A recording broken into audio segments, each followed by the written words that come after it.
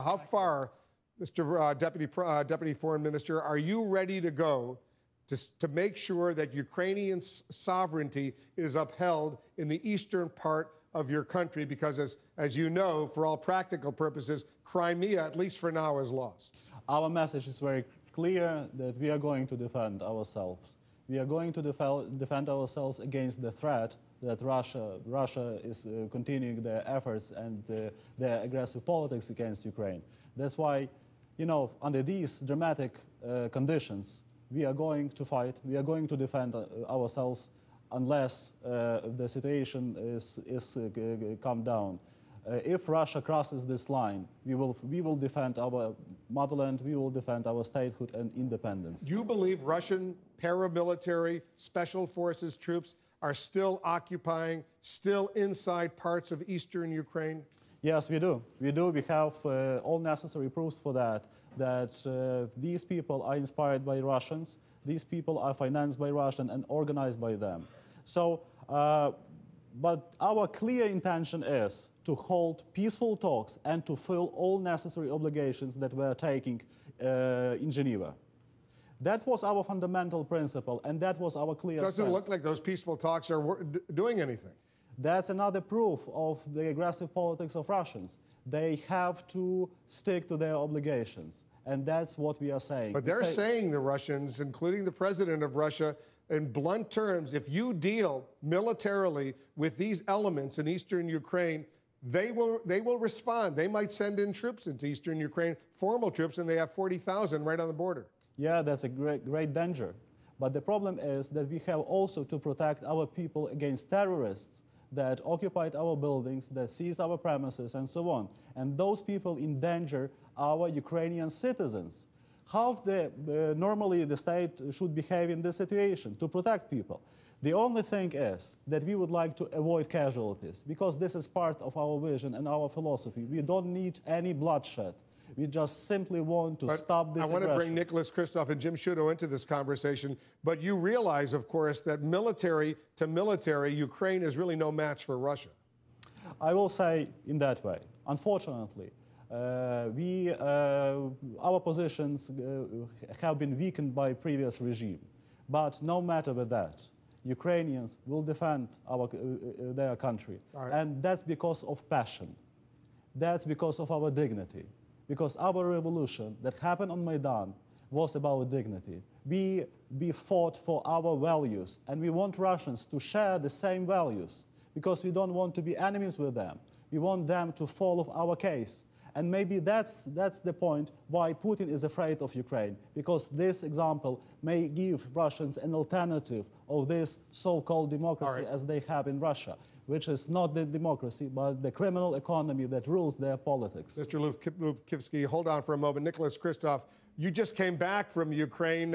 It looks like this situation could really dramatically escalate. Is there a way for everyone to back down and see a more peaceful resolution?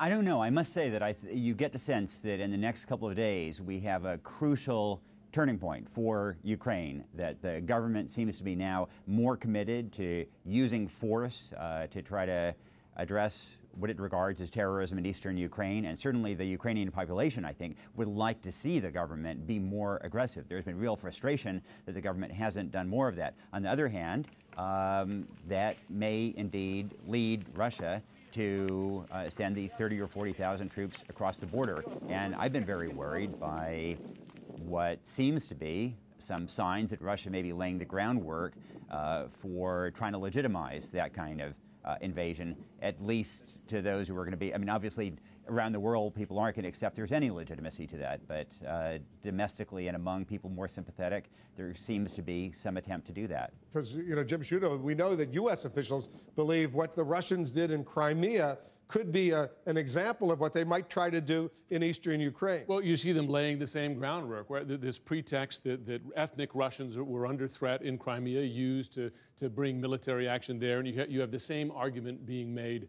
in eastern Ukraine, and that's a real concern of the administration. The administration has struggled to find the cost that is too much for Russia to bear, right? You've started with these sanctions against individuals, one state institution. Secretary Kerry, President Obama talking about another round of sanctions in a similar vein. The trouble is, and they want that next round to escalate the cost for Russia. The trouble is the situation on the ground is escalating more quickly than those costs are for Russia. What do you need, Deputy Foreign Minister, from the United States? You're here. Obviously, you're requesting additional assistance. What do you want President Obama, Secretary Kerry to authorize for Ukraine? We are grateful for the support of the international community, including the United States. That's a clear, strong support, and we are happy that we have strong partners in this case. We are thinking and we consider more economic pressure on Russia, sanctions that will influence the situation and not only some, occasional people. We need more strong military cooperation. Weapons? We definitely need more means to defend Ukraine. You want U.S. weapons? We need knowledge, we need weaponry, we need all other issues and means that could be used for defense, for defensive purposes. You have a list of weapons you want? Tanks, armored personnel carriers, helicopters? What do you want? Yes, that's an interesting question, but let me not specify that, because the problem not of my answer, but the problem is of the situation on the ground. We are trying to do everything possible to calm down the situation, to de-escalate that. But we also working hard to protect Ukrainians and protect our country. Nicholas Kristof, does it make sense right now, because the Obama administration is resisting providing lethal weapons to Ukraine? Well, I tend to think we should be careful about providing lethal weapons, but there are three things that we can do to a greater degree than we have. And one is non-lethal support. Partly that's financial support for Ukraine at a time when it is in economically desperate shape. And that would be tremendously important for Ukraine economically and also a great morale booster. We can provide non-lethal military support as well, bulletproof vests, fuel, so that it can raise the cost of Russian aggression, things like that. I think we can also do much more in being very clear about the economic sanctions to be applied to Russia, and in particular banking sanctions are the things that would be most devastating. I think we need to be pretty clear that Russia's banks would be frozen out of the global banking system if there is a real invasion. And finally, we can use the bully pulpit, I think, a little more than we have. And make clear that, Vladimir Putin is out there trying to defend the interests of Russian speakers everywhere in the world except in Russia, and he's jeopardizing their future by talking about invading Ukraine. You hearing, Jim Sciutto, the administration getting ready to tighten up those sanctions, impose stricter ones? Certainly not. They are going to impose stricter ones, but in the economic sphere and similar to that first round. Individuals, maybe some institutions, they want it to be a step up, but it's not going to be dramatically a step up. And there is no consideration, to my knowledge and from officials I've spoken to, about direct military aid. You do hear from some Republican lawmakers, for instance, Mike Rogers, you were speaking to just a couple days ago, about things like better intelligence sharing. There's been some progress, but he wants more, and even possibility of training troops. But weapons not on the table at this point.